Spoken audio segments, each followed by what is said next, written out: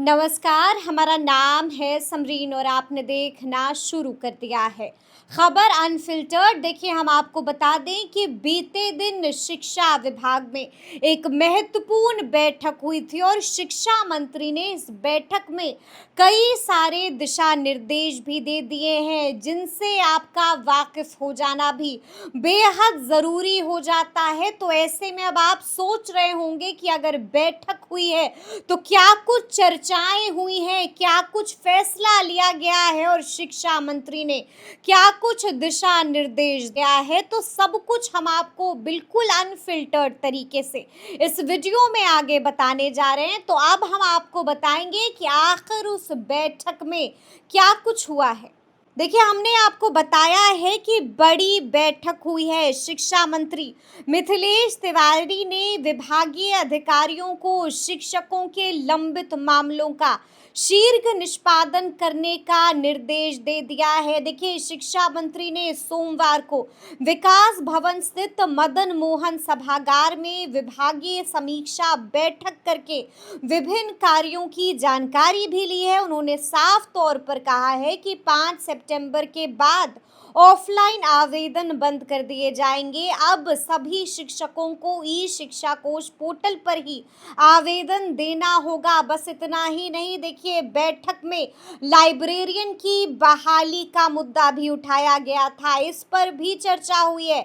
शिक्षा मंत्री ने इस दिशा में शीघ्र कार्रवाई का निर्देश भी दिया है। बिहार शिक्षा सेवा के नव नियुक्त अधिकारियों को प्रखंड शिक्षा पदाधिकारी यानी कि बीईओ की जिम्मेदारी देने पर भी विमर्श किया गया है। देखिए, हम आपको ये भी बता दें कि समीक्षा बैठक में संस्कृत और मदरसा शिक्षकों के 7 महीने के बकाया वेतन के भुगतान की समीक्षा की गई।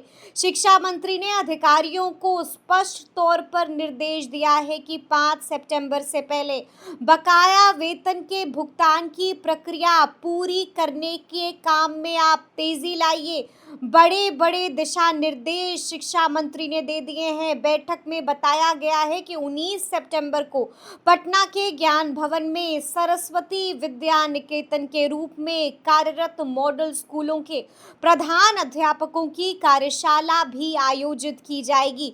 तो हमने आपको बताया है कि आखिर विभागीय समीक्षा बैठक जो हुई है, उस बैठक में शिक्षा मंत्री ने क्या कुछ कहा है। आपने देखा है कि शिक्षा मंत्री ने बड़े बड़े दिशा निर्देश दे दिए हैं। आपने देखा है कि कौन कौन से मुद्दे को यहाँ पर उठाया गया था। लाइब्रेरियन का मुद्दा भी उठाया गया था, इस पर भी चर्चा हुई है और इसको लेकर के शिक्षा मंत्री ने क्या कुछ कहा है ये भी हमने आपको सुनाया है। आपने ये भी देखा है कि शिक्षा मंत्री आगे आगे क्या कुछ करने जा रहे हैं, ये भी हमने आपको इस वीडियो में बिल्कुल अनफिल्टर्ड तरीके से बताया है। हम आपको लगातार बता रहे हैं कि किस तरह से शिक्षा मंत्री मिथिलेश तिवारी इन एक्शन नजर आ रहे हैं और बीते दिन बड़ी बैठक भी हुई है और इस बैठक में क्या कुछ फैसला हुआ है, क्या कुछ दिशा निर्देश दे दिया गया है, वो भी अब आप जानते हैं। तो अब देखना होगा